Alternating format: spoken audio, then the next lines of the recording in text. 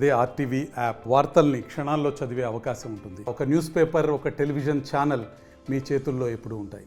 Hi hello నమస్తే, welcome to RTV. Recent thrilling blockbuster Kishkindhapuri movie blockbuster హిట్తో దూసుకుపోతుంది. అంతా కూడా పాజిటివ్ టాక్ వినిపిస్తుంది. మేబీ మీరు హర్రర్ అండ్ ఇంకా థ్రిల్లింగ్ మూవీస్ బాగా ఇష్టపడితే డెఫినెట్గా ఈ మూవీని చూడండి. ఎందుకంటే మంచి హర్రర్ అండ్ ఇంకా థ్రిల్లింగ్ మూమెంట్స్ ఈ మూవీలో ఉన్నాయి. సో అయితే ఈరోజు మనతో పాటు డైరెక్టర్ కౌశిక్ ఉన్నారు. ఈ మూవీ గురించి కొన్ని విషయాలు అడిగి తెలుసుకుందాం. Hi bro. హలో అండి. ఎలా ఉన్నారు? Very happy. మీరు ఎలా ఉన్నారు? గుడ్. సో మంచి మూవీని అందించారు. కొంచెం గ్యాప్ తీసుకున్నారు. 21 తర్వాత ఒక 4 years ఆల్మోస్ట్. ఓకే. సో ఆ జర్నీ గురించి మాట్లాడదాం. నాకు ఫస్ట్ ట్రైలర్ లాంచ్కి వచ్చినప్పుడు అంటే ఎవరు డైరెక్టర్ ఇంతకుముందు చావు కబురు చల్లగా తీశారు, సో డీసెంట్గా ఉన్నారు అట్లా అనుకున్నా. సడన్గా మీరు ఆ డైలాగ్ చెప్పారు, ఆ రేడియో డైలాగ్, గూస్ బంప్స్ వచ్చినాయి నాకు seriously. Thank you so much. So ఒకసారి ఆ డైలాగ్ చెప్తారా? షూర్. నమస్కారం. ఈరోజు శుక్రవారం 9/8/1989 ఆకాశవాణి తలుపులు తెరవబడ్డాయి. పునః ప్రసారాలు నేటితో మొదలు. ఈ భూమి కన్న అద్భుతానికి ఇది పునర్జన్మ. దిక్కులు పిక్కటిలే శబ్దాలతో ఘనగాంభీర్య స్వాగతం. అచంచల ఆకాశం మేఘాల గొడుగు పట్టిన వేళ అద్వితీయ అకాల ఆగమనం. ఉసూరుమనే వాయువు ఆయువై ఉయ్యాలపాట పాడుతుంటే ప్రగాఢ నిద్ర నుంచి పైకి లేచిన ప్రకృతి విలయానికి ప్రత్యేక ఆహ్వానం. నా ఈ రాక ఈశ్వరేచ్ఛ, బంధించిన ప్రళయానికి స్వేచ్ఛ, ఇది విధిలిఖితం. Super super. ఏంటి అసలు ఈ డైలాగ్ వెనక స్టోరీ ఏంటి? ఏం లేదంటే ఎప్పుడైతే రేడియో వాయిస్ ఉండాలి అదంతా అనుకున్నామో, ఐ థాట్ ఒక కొలోకియల్ లాంగ్వేజ్లో కాకుండా కొంచెం ఒక పురాణతన, కొంచెం ఆ సంస్కృత్ యూస్ చేస్తూ కొంచెం old Telugu kind of feel ఇచ్చేలాగా చేద్దామని అనుకున్నాం. Because the story starts in 1989. So ఆ టైంలో ఎలా మాట్లాడేవాళ్ళు, ఎలాంటి కైండ్ ఆఫ్ ఇది ఉండేది అనేది కూడా తీసుకున్నాము. అండ్ మన సెంట్రల్ క్యారెక్టర్ ఎవరైతే ఉన్నారో అంటే ద యాంటాగనిస్ట్. సో యాంటాగనిస్ట్కి మైథాలజీ తప్ప ఇంకేం తెలీదు. చిన్నప్పటి నుంచి చదువుకుని ఉండకుండా, సో మైథాలజీ తప్ప ఇంకేం తెలియకుండా ఉన్న పర్సన్ కాబట్టి అలా కొంచెం ఇలా ఉంటే బెటర్ అని అనుకుని, దర్హాస్ అని మన కో రైటర్ ఉన్నాడు ఒక అతను. అతనికి రామాయణం మీద, పురాణాల మీద బాగా మంచి గ్రిప్ ఉంది. చిన్నప్పటి నుంచి వేదాలు అవన్నీ నేర్చుకున్నాడు. అతనికి చెప్తే అతని డైలాగ్ రాశాడు. ఈ డైలాగ్ అనే కాదు, ఇలాంటి కైండ్ ఆఫ్ ఈ సినిమాలో గ్రాంధిక టోన్ ఉన్న డైలాగ్స్ అన్నీ అతను రాసినవే. సో దాన్ని నేను కొంచెం క్రిస్ప్ చేసుకుని, ఎంత కావాలో అంత వాడుకుని, దానిలో ఫార్మేషన్ అటు ఇటుగా చేసుకుని కొంచెం నాకు అనిపించిన టేస్ట్ ప్రకారం చేసుకున్నాను. Okay, right, super. సో అయితే ఇప్పుడు చావు కబురు చల్లగా ఫస్ట్ డెబ్యూ మూవీ మీది. బిఫోర్ ఎక్కడ మీరు వర్క్ చేయలేదు. సో కానీ ఫస్ట్ మూవీ అంటే ఒక డిఫరెంట్ కాన్సెప్ట్. అది లవ్ స్టోరీలోనే ఒక డిఫరెంట్ లవ్ స్టోరీ. వీడియోని లవ్ చేయడం, మదర్కి లవ్ స్టోరీ పెట్టడం, ఇదంతా కూడా. అంటే మీరు ఈ మూవీని ఆడియన్స్ ఎట్లా రిసీవ్ చేసుకుంటారు, అండ్ ఇంకా డైరెక్టర్గా ఇండస్ట్రీలో నా మీద ఎటువంటి ముద్ర పడుతుంది, నేను దీంతో ఏం ప్రూవ్ చేసుకుంటాను అనేది ఇదంతా ఆలోచించి ఉంటారు కదా. సో ఏం ఆలోచించి ఎట్లా ప్రజెంట్ చేశారు దాన్ని? అంటే నాకు ఎప్పుడు కూడా వీడి నుంచి సినిమా వస్తుందంటే వీడు ఒక కొత్త సినిమానే తీస్తాడు అనే ఫీలింగ్ మనం జనాలకి క్రియేట్ చేయాలి. Because I don't want to do something that is very regular or something that is already beaten up, already చేసి ఉన్నారు చాలా అనే కైండ్ ఆఫ్ కాకుండా కొంచెం కొత్తగా ఏదైనా చేద్దాం అనేది నాకు పర్సనలీ అలా చేయడం ఇష్టం. సో ఏం చేసినా అందులో ఏదో ఒక న్యూ పాయింట్ ఉండాలని నేను బిలీవ్ చేసే పర్సన్ని. అందుకని చావు కబురు చల్లగా అనే ఐడియా నాకు ఎప్పుడైతే స్ట్రైక్ అయిందో I felt very excited about it. ఇంకా అంతకంటే పెద్ద క్యాలిక్యులేషన్స్ ఏం చేయలేదండి. అంటే సినిమా చూసి అరే వీడు కొత్తగా ఏదో ట్రై చేసాడరా. నేను ఎప్పుడు ఒకటి బిలీవ్ చేస్తానండి, ఒక వెరీ రెగ్యులర్ ఫిల్మ్ తీసి ఆ సినిమా ఆడకపోతే వచ్చే దీనికన్నా ఒక డిఫరెంట్ ఫిల్మ్ ట్రై చేసి ఆ సినిమా ఆడినా ఆడకపోయినా డైరెక్టర్ మీద ఎంతో కొంత అప్లాజ్ అనేది వస్తుంది. అట్లీస్ట్ ఒక పర్సెంటేజ్ ఆఫ్ పీపుల్ అయినా అరే వీడు కొత్తగా ఏదో ట్రై చేసాడరా అని నమ్ముతారు. సో ఐ ఫెల్ట్, బికాజ్ నేను కూడా అలా కొత్తదాన్ని ఇష్టపడే పర్సన్ని కాబట్టి అందుకని నాకు కొత్తగా చేద్దాం అనుకుని ట్రై చేసింది. అంటే కొత్తగా రెగ్యులర్గా మీరు స్టోరీస్ రాసుకునే ఉంటారు, ఎక్కువ స్టోరీస్ అప్పటికే చాలా ప్రిపేర్ చేసుకుని ఉంటారు కదా. సో ఈ స్టోరీతోనే మనం డెబ్యూ డైరెక్టర్గా పరిచయం అవుదాం అని డెసిషన్ తీసుకోవడానికి ఏదైనా పాయింట్? అంటే అలా డిసైడ్ అవ్వడానికి మనం we are nobody to decide like that. ఎందుకంటే మనం ఒక 4-5 కథలు అనుకుంటాం, లేకపోతే 2-3 కథలు అనుకుంటాం. రైట్ టైంలో రైట్ ప్లేస్లో రైట్ పర్సన్కి నరేట్ చేసినప్పుడు అది ప్రొడ్యూసర్కి నచ్చాలి, హీరోకి నచ్చాలి, అందరికీ నచ్చి అది మౌంట్ అవ్వాలంటే it's a very big process. మనం ఒకటి అనుకుంటాం, డెస్టినీకి ఒక ప్లాన్ ఉంటుంది. సో ఆ ప్లాన్లో భాగంగానే నేను అసలు చావు కబురు చల్లగా అనేది ఫుల్లీ డెవలప్డ్ స్క్రిప్ట్ కూడా నా దగ్గర అప్పుడు లేదు. నేను వాసు గారిని కలిసినప్పుడు నా దగ్గర ఒక 10 minutes ఐడియా ఉండింది. నేను ఆ 10 minutes ఐడియా చెప్పాను, ఆయనకు నచ్చింది. అలా we started developing it. So అది డెవలప్ చేసి దాని తర్వాత సినిమాగా అవ్వడం జరిగింది. అది నేను కూడా ఎక్స్పెక్ట్ చేయలేదు అదే నా ఫస్ట్ సినిమా అవుతుంది అని. బట్ అది అవ్వడం నాకు చాలా చాలా హ్యాపీ. ఎందుకంటే దానివల్ల నాకంటూ వీడు ఒక డిఫరెంట్ సినిమా చేస్తాడనే ఒక మార్క్ అయితే వచ్చింది కదా. I feel happy. అది కొంతమందికి నచ్చుండొచ్చు, కొంతమందికి నచ్చకపోయి ఉండొచ్చు, కానీ అది కొత్తగా ఏదో ట్రై చేసాడన్న మ్యాటర్ని అయితే ఎవరు డినై చేయలేరు కదా. సో అది నాకు హ్యాపీగా అనిపించింది. అంటే హీరోయిన్స్ మీకు గ్లామర్గా కనిపించే నచ్చదా ఏంటి? అక్కడేమో విడోగా డీ గ్లామర్లో, ఇక్కడేమో బ్యూటిఫుల్ అనుపమని దెయ్యంలా ఏంటి? ఈ యాంగిల్ నేను ఎప్పుడు ఆలోచించలేదండి. ఏమో అంటే నాకు for me heroines are more than glamour అని నాకు అనిపిస్తుంది. బికాజ్ ఒక యాక్ట్రెస్ని మనము జస్ట్ గ్లామర్ కోషెంట్ కోసం మాత్రమే వాడడం I feel it's not correct. అలా వాడే సినిమాలు కూడా ఉన్నాయి. That category is different. But at least when I want to do concept based films, ఒక కాంటెంట్ ఓరియంటెడ్ సినిమా చేద్దాం అనుకున్నప్పుడు ఖచ్చితంగా హీరోయిన్ పార్ట్ అనేది ఓన్లీ గ్లామర్కి పరిమితం కాకూడదు. అందుకని నేను I want to write strong women characters. And ఇప్పుడు మన దాంట్లో ప్రేమ గారు కానీ అనుపమ గారు కానీ they are very strong characters. వాళ్ళకి ఏదో ఊరికే ఉన్నారంటే ఉన్నారన్నట్టు ఉండదు. నా ఫస్ట్ సినిమాలో కూడా లావణ్య గారిది కానీ ఆమని గారిది కానీ they are very strong characters. So I want to write strong women characters because I feel చాలా సినిమాలలో స్ట్రాంగ్ ఉమెన్ క్యారెక్టర్స్ ల్యాక్ అవుతుందేమో అని నేను అనుకున్నాను. There are many films where మంచి ఉమెన్ క్యారెక్టర్స్ ఉన్న సినిమాలు కూడా ఉన్నాయి, లైక్ శివగామి క్యారెక్టర్ కానీ చాలా సినిమాలు ఉన్నాయి. But at the same time I want to do something that has a very good women character. Okay. అంటే మీరు డైరెక్టర్ అవుదామని వచ్చారా, లేదంటే హీరోగా ఏమైనా అంటే హ్యాండ్సమ్ ఉన్నారు? లేదండి, డైరెక్టర్ అవుదామని వచ్చాను. I was very clear. నేను ఇంటర్మీడియట్లో డిసైడ్ అయ్యాను డైరెక్టర్ అవ్వాలని. అండ్ అప్పటి నుంచి the decision was never jumbling around. It was only. మీ మూవీస్లో కూడా ఏదైనా రోల్ చేద్దామని మీరు అనుకోవడం కానీ, లేదంటే ఎవరైనా చేయమని అడగడం కానీ ఇటువంటిది ఏం లేదా? మా అమ్మ అడుగుతూ ఉంటారు అప్పుడప్పుడు. నాకు పెద్దగా అంటే నాట్ ఇన్ టు యాక్టింగ్. ఎప్పుడు ఆ థాట్లోకి వెళ్ళలేదు. బికాజ్ నాకు సినిమా తీయడం ఇష్టం, కథ చెప్పడం ఇష్టం, అందులో ఒక ఫిలాసఫీ పెట్టడం ఇష్టం. So I want to talk to the society, ఏదో ఒకటి చెప్పాలి అని ఒక తాపత్రయం ఉంటుంది ఎప్పుడు. సో దాన్ని బేస్ చేసుకునే నేను వర్క్ చేస్తూ ఉంటాను అంతే. ఓకే. కానీ 4 years గ్యాప్ తీసుకున్నారు. 4 years గ్యాప్ తీసుకున్నారు, హర్రర్ జోనర్తో వచ్చారు. అంటే ఈ 4 years ఇదే స్క్రిప్ట్ మీద వర్క్ చేశారా? లేదండి, నేను ఫస్ట్ చావు కబురు చల్లగా అయిపోయిన వెంటనే ఒక ఫ్యామిలీ క్రైమ్ కేపర్ ఒకటి చేయాలి గీతార్ట్స్లోనే. అది డిలే అవుతూ ఉంటుంది ఫర్ సమ్ రీజన్స్. దాని తర్వాత ఇది రాయడం స్టార్ట్ చేశాను. అండ్ 4 years కన్నా కూడా I think it was a 3-year gap. 3 yearsలో స్టార్ట్ అయింది ఈ సినిమా. బయటకు వచ్చేసరికి ఇంకో 1 year పట్టింది కాబట్టి 4 years అయింది అది అంతే. అంటే ఏంటి హర్రర్ ఇవి చాలా వస్తున్నాయి ఈ మధ్యకాలంలో, ఎక్కువ వచ్చినాయి. హర్రర్ కామెడీ కానీ, హర్రర్ థ్రిల్లర్స్ కానీ. డెఫినెట్గా సెకండ్ ప్రాజెక్టు హర్రర్ జోనర్ని చేద్దామనేలాగా మీరు ఎందుకు ఫిక్స్ అయ్యారు? అంటే ఫస్ట్ ఆఫ్ ఆల్ నాకు హారర్ అనే జానరా చాలా ఇష్టం. సెకండ్ థింగ్ ఏంటంటే ఈ మధ్య కాలంలో ఒక ప్రాపర్ హారర్ మిస్టరీ రాలేదు అని నేను బిలీవ్ చేస్తున్నాను. సో అందుకని ఇదైతే మనకు చెప్పడానికి స్కోప్ ఉంటుంది, విజువల్లీ చూపించడానికి స్కోప్ ఉంటుంది, ఒక వరల్డ్ బిల్డింగ్కి స్కోప్ ఉంటుంది, and more than anything edge of the సీట్లో ఆడియన్స్ని పెట్టడానికి స్కోప్ ఉంటుంది. So this felt something that I can explore. So అందుకని ఇమీడియట్లీ హారర్ మిస్టరీ చేయడం జరిగింది. సూపర్. సో మరి క్యాస్ట్ అండ్ క్రూ ఈ సెలెక్షన్ అంతా, ఈ వర్క్ అంతా ఎట్లా జరిగింది? సో బెల్లంకొండ సాయి శ్రీనివాస్ గారు కానీ, అనుపమ గారు కానీ.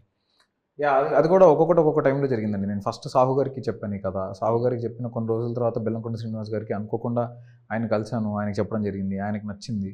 ఆయనకి నచ్చిన తర్వాత కొన్ని రోజులకి హీరోయిన్ ఎవరో అని ఆలోచిస్తున్నప్పుడు సాహు గారు అనుపమ అయితే బాగుంటారు కదా అని అన్నారు. నాకు కూడా ఇమీడియట్లీ అరే ఎక్స్ట్రాడినరీ చాయిస్ అని అనిపించి ఇమీడియట్లీ అనుపమకి అప్రోచ్ అవ్వడం జరిగింది. తనకు కూడా నచ్చడం, we all felt happy. So everything fell in place అంతే. ఓకే. సో ఎక్కడ ఒక కాలేజ్ ఏదో బిల్డింగ్ తీసుకున్నట్టున్నారు కదా? ఒక బిల్డింగ్, అవునండి. ఒక బిల్డింగ్ తీసుకుని దాన్ని మనం మొత్తం రీమోడిఫై చేసాం, కంప్లీట్లీ రీమోడిఫై చేసి దాని లోపల రేడియో స్టేషన్ సెట్ చేసి అలా చేసాం. ఎక్స్టీరియర్ కూడా కంప్లీట్లీ రీమోడిఫై చేసాం. ఆ డైరెక్టర్ శివకామేష్ గారు ఫస్ట్ ఆ బిల్డింగ్ చూడడానికి వెళ్ళారంట. ఓకే. ఈవినింగ్ టైం తనతో పాటు ఇంకెవరు 2 persons వెళ్ళినట్టున్నారు. ఈవినింగ్ టైం వాళ్ళకి అక్కడ ఏదో కనిపించింది, ఏదో కళ్ళు లాగా కనిపించినాయి మాకు, వెళ్ళడానికి మాకు భయం వేసింది. అంతా వచ్చిన తర్వాత వాళ్ళకి కూడా చెప్పిన తర్వాతే లోపలికి వెళ్ళామని చెప్పారు. అవునండి. ఐ మీన్ చాలా మందికి అలాంటి కైండ్ ఆఫ్ ఎక్స్‌పీరియన్సెస్ అయినాయి. అది ఒకటి నిజంగా అక్కడ ఏదైనా ఉందా మనకు తెలీదు. 2 మనం ఆల్రెడీ హారర్ సినిమా తీయడం వల్ల మనం అదే మూడ్‌లో ఉండడం వల్ల మనకు అలా అనిపిస్తుందో కూడా తెలీదు. And more than anything isolation అనే దాంట్లో తెలియకుండానే ఒక హారర్ ఉంటది. సో, దానివల్ల కూడా వైబ్ వచ్చుండొచ్చు అలా. యాహ్! బట్ డెఫినెట్‌లీ చాలామంది చెప్తూ ఉంటారు అక్కడ ఏదో సంబడి కమిటెడ్ సూసైడ్ అని ఇలా చాలా థింగ్స్ విన్నాము. అందులో ఎన్ని నిజాలో, ఎన్ని అబద్ధాలో మనకు తెలీదు. బట్ మేమైతే ఖచ్చితంగా కొన్ని ఎక్స్‌పీరియన్స్ చేసాము. అదైతే ఫ్యాక్ట్. అవునా? యాహ్! మీరు చేసిన ఎక్స్‌పీరియన్స్ ఏదైనా? నేను చెప్పా యాక్చువల్లీ అదే నేను షూట్‌లో ఉన్నప్పుడు సడెన్‌గా ఏదో షాడో కనిపించిందనమాట ఆ బిల్డింగ్‌లో. ఆ షాడో చూసి షాక్ అయ్యాము. ఎవరు ఇది జరగట్లేదని చెప్పి అరుస్తున్నా, ఎంతసేపు చెప్తున్నా జరగకుండా అక్కడే ఉండేవరకల్లా తర్వాత తెలిసింది అది ఎవరు లేరు అక్కడ. బట్ ఒక human shadow was being forecasted అనమాట. అది దేని షాడోనో మనకు తెలీదు. But it was looking exactly like a human. Yeah! నమ్ముతారా దెయ్యాన్ని? భయపడతారా? నమ్ముతానండి. నమ్ముతాను. భయపడతారా అంటే డిపెండ్స్ ఆన్ సిట్యుయేషన్. నాతో 10 మంది ఉంటే భయపడను. నేను ఒక్కడినుంటే భయపడతా. ఓకే. యాహ్! సో ఏం రీసెర్చ్ చేశారు దెయ్యాల మీద? దయ్యాల మీద రీసెర్చ్ చేయండి. అంటే ఇప్పటి వరకు చూపించిన దానికంటే మనం డిఫరెంట్‌గా చూపించాలి. యాహ్! కొన్ని ఎలా హారర్ ఫిల్మ్స్ చూపించాలి? చూసాను. కొన్ని హారర్ ఫిల్మ్స్ చూసాను. ఇవి కాకుండా మనం ఇంకేదో చేయాలి అని ఫస్ట్ ఫిక్స్ అయ్యాను. సో, మనం కొత్తగా ఏదో చేయాలనుకుని ఇంతకు ముందు చూసిన హారర్ ఫిల్మ్స్ గానీ, లేకపోతే వేరే లాంగ్వేజెస్‌లో తీస్తున్న హారర్ ఫిల్మ్స్ గానీ ఎలా ఉన్నాయో అవైతే నేను చూసాను. అవి చూసి మనం డిఫరెంట్ అప్రోచ్ ఎలా చేయొచ్చు, వాటిలో నుంచి మనం తీసుకోకుండా ఇంకేదైనా డిఫరెంట్ యాంగిల్ ఎలా పట్టుకోవచ్చు అనేది మాత్రం we did some research on it. Okay. So Sai Srinivas గారికి చెప్పినప్పుడు స్క్రిప్ట్ ఆయన ఎలా రియాక్ట్ అయ్యారు? ఆయన ఫస్ట్ వినంగానే చాలా బాగుంది భయ్యా, ఈ జానరాకి ఎప్పుడు ఒక అడ్వాంటేజ్ ఉంటుంది. మోర్ దెన్ ఎనీథింగ్ మీ దాంట్లో ఇంత కథ ఉంది. చాలా వరకు ఈ జానర్లో పెద్దగా స్టోరీ లేకుండా జస్ట్ ఎలిమెంట్స్తో వెళ్ళిపోతుంటుంది. బట్ నీకు ఇంత కథ ఉంది, చాలా బాగా చేసుకున్నావు. ఈ సినిమా నేను నువ్వు చేస్తానంటే ప్రొడ్యూసర్ ఎంతవరకు, ఏ ప్రొడ్యూసర్ అయినా ఎంతవరకు రెడీగా ఉంటారో తెలియదు. బికాజ్ యాక్షన్ చేయమని అంటారేమో మరి తెలీదు ఈ జానర్కి ఎంతవరకు రియాక్ట్ అవుతారో. బట్ ఇది నువ్వు ఎప్పుడు చేసినా ఎవరితో చేసినా ఇది పక్కా హిట్ సినిమా. More than anything you have a very very good future అని నన్ను సపోర్ట్ చేశారు. దాని తర్వాత ఇమ్మీడియట్లీ నేను సాహు గారితో కూడా డిస్కస్ చేసిన తర్వాత అలా ప్రొడ్యూసర్ కూడా he fell in place. Okay. First choice Srinivas గారేనా? కాదండి, నేను ఇద్దరు ముగ్గురు చెప్పాను. బట్ తర్వాత అంటే వాళ్ళకు కూడా కథ నచ్చింది. బట్ థింగ్ ఏంటంటే ఒకటి రెండు ఐడియాలజీ డిఫరెన్సెస్లో దానివల్ల ఇంకొద్దనుకుని అప్పుడు ఈయన దగ్గరికి వచ్చాను. ఆయనకు చెప్పిన వెంటనే నాకు ఎప్పుడైతే ఆయనకు చెప్పి ఆయన ఓకే చేశారో దాని తర్వాత నేను ఒకసారి క్యారెక్టర్లో ఆయన ఇమాజిన్ చేసుకోవడం స్టార్ట్ చేసినప్పటి నుంచి అరే టైలర్ మేడ్ కదా ఇతనికి, నేను ఎందుకు అక్కడిక్కడ తిరిగా అనే ఫీలింగ్ వచ్చింది. పర్ఫెక్ట్గా దాన్ని అంతే పర్ఫెక్ట్గా ఆయన పర్ఫామ్ చేశారు. మీకు ఇప్పుడు రివ్యూస్లో కానీ అన్ని చోట్ల పాజిటివ్స్లో ఫస్ట్ అతని పేరు ఉంటుంది, బెల్లంకొండ శ్రీనివాస్ పర్ఫార్మెన్స్ అని. సో అతను అంత బాగా పర్ఫామ్ చేశాడు దాన్ని. Yes, right. సో కానీ మీకు కొంచెం టైం తీసుకున్నాం, ఆర్ట్ డైరెక్టర్ కూడా కొంచెం టాస్క్ లాగా అనిపించిందంటే ఆ రేడియో స్టేషన్ 90s 80sలో ఎలా ఉండింది, మళ్ళీ తర్వాత ప్రజెంట్ ఎలా ఉండింది అనేది చేయడం అనేది ఒక చిన్న టాస్క్ లాగా అనిపించింది అని చెప్పారు. సో మీరు వాళ్ళకి ఎట్లా ఎక్స్ప్లెయిన్ చేశారు? ఏదన్నా రెఫరెన్స్ తీసుకున్నారా? అంటే మెయిన్ థింగ్ ఫస్ట్ ఒక ఎల్లో కలర్లో ఉండాలి రేడియో స్టేషన్ అనేది ఫిక్స్ అయ్యాం. ఎందుకు అంటే దానికి ఒక రిఫరెన్స్ ఉంది. సో బంగారు జింకలాగా ఒకవేళ దాన్ని కన్సిడర్ చేస్తే, ఒక రామాయణం ప్యారలల్లో ఉన్న బంగారు జింకలాగా కన్సిడర్ చేస్తే ప్రపంచంలో అరుదుగా కనిపించే విషయాలు ఆసక్తికరంగా ఉంటాయి కాబట్టి అందులో ఆ బంగారు జింక అనుకుని దానికి వచ్చిన ఆ ఎల్లో టోన్లో చేద్దాం అనుకున్నాము. అండ్ ఒక 35 years తర్వాత ఎలా ఉంటుంది, మొత్తం రస్టెడ్ లాగా చిన్న గ్రే టోన్, ఆ బ్లాక్స్ గ్రేస్ మిక్స్ అయ్యి ఉన్న ఫీల్ ఉంటుంది కదా. సో అలా అనుకున్నాం. సో ఆ ఏజింగ్ డీఏజింగ్ చేయడానికి వాళ్ళకి definitely took a big task for them. More than anything దాన్ని పెయింట్ వేద్దామంటే కూడా మొత్తం ఆ పెచ్చులన్నీ ఊడిపోతూ అలా శిథిలావస్థలో ఉన్నట్టుంది అనమాట అది. So it took at very big task for them. మాకు ఆర్ట్ అసిస్టెంట్స్ కూడా మణికంఠ అనే ఒక ఆర్ట్ అసోసియేట్ ఉన్నాడు, అండ్ శశాంక్ అని ఇంకొక ఆర్ట్ అసిస్టెంట్ ఉన్నారు. They also done a very good job. So వాళ్ళు అందరూ కలిసి సెట్ బాయ్స్ అందరూ everybody worked hard for it to look what it looks like right now. Yeah. So ఆ టార్చ్ లైట్ కూడా స్పెషల్గా తయారు చేయించారంట కదా? అవునండి, మనం తయారు చేయించింది అది. యా, ఎందుకంటే అది కూడా దానికి కూడా ఒక చిన్న ప్రామినెన్స్ ఉంది. సో అది మన సినిమాలో చిన్న లక్ష్మణ రేఖ ప్యారలల్ లాగా డ్రా చేసి చేయించింది. Okay, right. సాయి శ్రీనివాస్ గారు ఒక రిస్క్ షాట్ కూడా చేశారని చెప్పి తెలిసింది. సో ఒక 8 అంతస్తుల నుంచి రోప్తో దూకాల్సింది, డూప్ లేకుండా ఆయన చాలా రిస్క్ చేశారు. 8 అంతస్తులు కాదు, I think 3 floors or something. అక్కడ నుంచి వేరే బిల్డింగ్, ఒక బిల్డింగ్ మీద నుంచి వేరే బిల్డింగ్కి జంప్ చేయాలి. యా, ఆయన వితౌట్ యాక్చువల్లీ 3 floors, దానిపైన మేము ఇంకా 2 రోస్ట్రమ్స్ వేసి నించోబెట్టాము. వాటిపైన నుంచి ఆయన జంప్ చేయాలి. It was very risky, but చేశారు ఆయన నువ్వు అనకుండా మా కోసం అని. ఎందుకంటే నాకు I'm very very particular about certain things. So ఇంకా చేశారు. ఓకే. బీజిఎం కూడా చేతన్ భరద్వాజ్ సాంగ్స్ కానీ బీజిఎం కానీ అంతా చాలా బాగా వర్కౌట్ అయింది. సో ఫస్ట్ టైం హర్రర్ మూవీకి ఆయన చేయడం, సో మంచి మెలోడీస్ ఇట్లా చేస్తుంటారు. సో బీజిఎం మీకు చేతన్ భరద్వాజ్ చాయిస్ ఎట్లా తీసుకున్నారు, తర్వాత ఎట్లా అనిపించింది తను ఇచ్చిన BGM? So Chetan Bharadwaj first on board వచ్చింది కనిష్క గారు అని మన క్రియేటివ్ హెడ్ ఉంటారు, ఆయన త్రూ వచ్చారు. బిఫోర్ దట్ కూడా నాకు చేతన్ గారు ఇంతకుముందు వినరో భాగ్యం విష్ణు కదా అవి చేశారు కదా అతను, అప్పుడు కూడా నాకు పరిచయం. సో అలా నాకు చేతన్ ముందు నుంచి తెలుసు, మేము ఇంతకుముందు కలిసాము. మా ఫ్రెండ్ జ్ఞానసాగర్ది హరోం హరా కూడా చేశాడు. సో ఇవన్నీ చేసినప్పుడు పరిచయం. బట్ ఈ పర్టికులర్ సినిమాకి ఆన్ బోర్డ్ వచ్చిన తర్వాత మాకు సాంగ్స్ ఫస్ట్ వినిపించాడు, నచ్చాయి. దాని తర్వాత బీజిఎం ఒక 2 రీల్స్ చేశాడు, అద్భుతంగా అనిపించింది. Then immediately we went forward with. Okay, right. So first మీరు ఫుల్ స్క్రిప్ట్ మీ చేతిలో ఉన్నప్పుడు సో డెఫినెట్గా ఇక్కడ ఈ సీన్స్, ఇంటర్వల్ బ్యాంగ్, క్లైమాక్స్ ఇవి వర్కౌట్ అవుతాయి.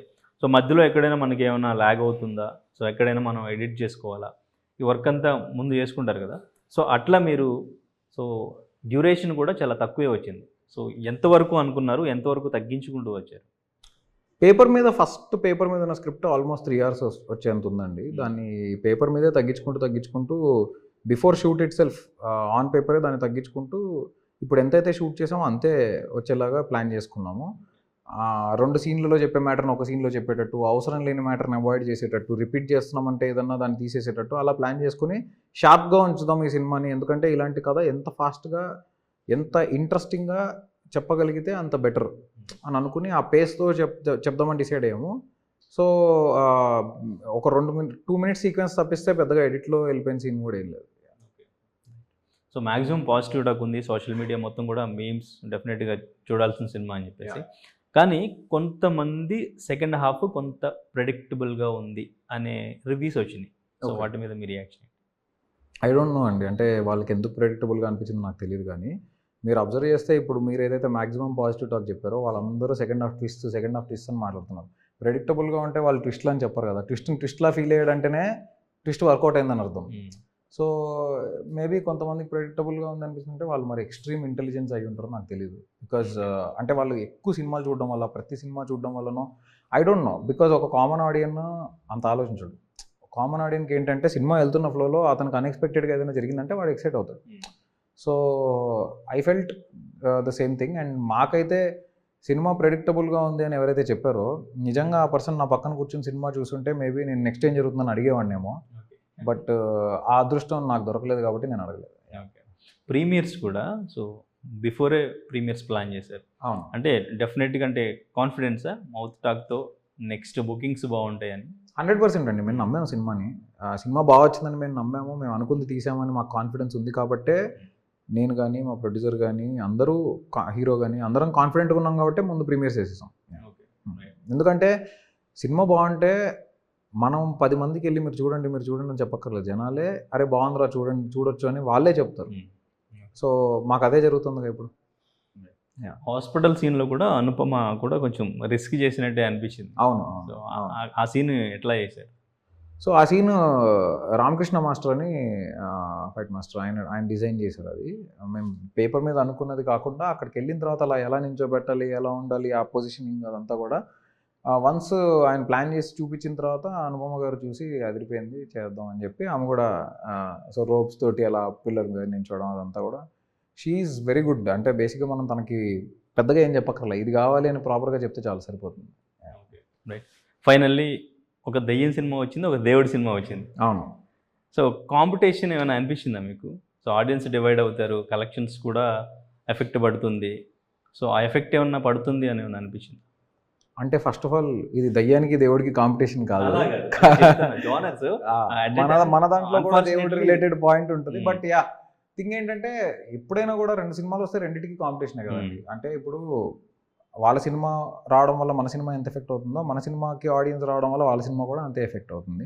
బట్ యాజ్ ఆఫ్ నౌ 2 సినిమాలు మంచి పాజిటివ్ టాక్ తోటి వెళ్తున్నాయి కాబట్టి ఇద్దరికి హ్యాపీ. ఇప్పుడు వాళ్ళు నా ఫ్రెండ్సే, కార్తిక్ నా ఫ్రెండ్, మన తేజ నా ఫ్రెండ్, వాళ్ళు మంచి సినిమా తీశారు, జనాలు వాళ్ళకి ఫుల్ మంచి అప్లాజ్ ఇస్తున్నారు. I'm very happy for them. At the same time మేము మంచి సినిమా తీసాం, జనాలు మాకు మంచి అప్లాజ్ ఇస్తున్నారు, వీఆర్ హ్యాపీ ఫర్ దట్.